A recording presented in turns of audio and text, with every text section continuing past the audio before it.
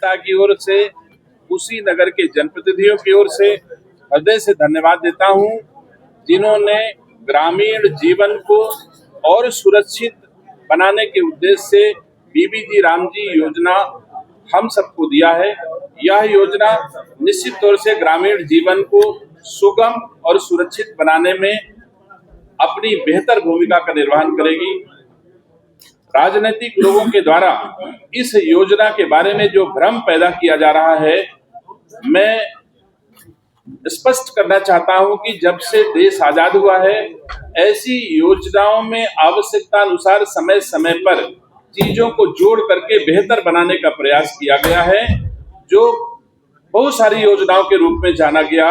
कभी किसी योजना के रूप में इसी का नाम था, किसी और के नाम था। इस समय ये बीबीजी रामजी योजना और ज्यादा बेहतर गुणों के साथ, बेहतर गारंटी के साथ देशवासियों के सम्मुख है।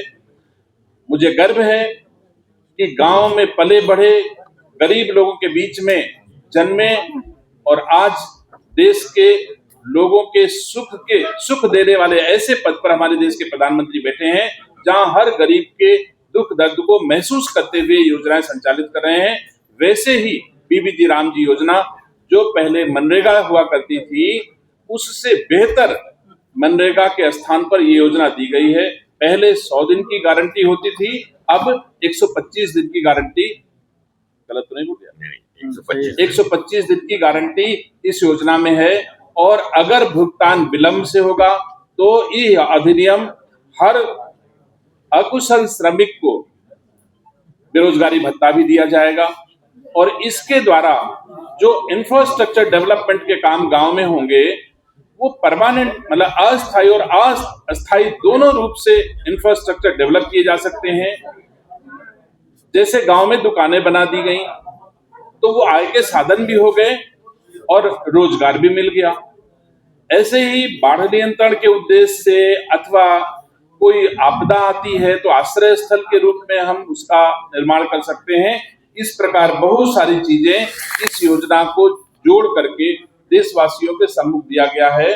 सार्वजनिक भवन, विद्यालय अवसंरचनाएं, स्वच्छता प्रणालियां, सौर ऊर्जा आधारित इंफ्रास्ट्रक्चर, पशुपालन, कृषि, मत्स्य पालन, स्टोरेज मतलब भंडारण, बाजार, कौशल विकास, सर्कुलर इकोनॉमी, आश्रय स्थल, तटबंध निर्माण, बाढ़ प्रबंधन संरचनाएं, पुनर्वास कार्य, वनाग्नि नियंत्रण उपाय, ऐसे बहुत सारी चीजें इसमें जोड़ी गई हैं जो पहले मनरेगा में नहीं थी। आज डिजिटल युग है, इस युग में पारदर्शी योजना में कोई भ्रष्टाचार न रहे, हर लोगों को भरोसा रहे कि जो भारत सरकार कुशीनगर वासियों के लिए उनकी गाढ़ी कमाई का पैसा भेज रही है, वो 100% उनके पास पहुंच रहा है। जो लोग इस योजना के बारे में उंगली उठाते हैं, उन्हीं के कुल के लोग देश के प्रधानमंत्री पद पर बैठ करके कभी बयान देते थे कि अगर हम 100 रुपए दिल्ली से भेजते हैं तो 85 पैसे भ्रष्टाचार की भेंट चढ़ जाता है। मुझे गर्व है कि हमारे देश के प्रधानमंत्री इस समय अगर 100 रुपए देते हैं दिल्ली से, तो कुशीनगर के लोगों के खाते में सीधे 100 का 100 पहुंचता है।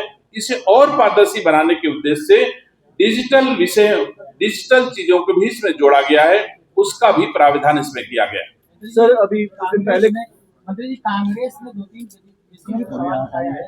एक तो खेती के समय काम का रोकना और दूसरा वित्तीय सहायता में राज्यों का, तो इसके खिलाफ जो है सड़क अवरोध करने का ऐलान किया था। कौन सी कांग्रेस जो कहती थी कि गुड़ बोइए बेहतर गन्ना उगता है, वही कांग्रेस हमको सुझाव देगी? वो कांग्रेस मोदी जी को सुझाव देगी?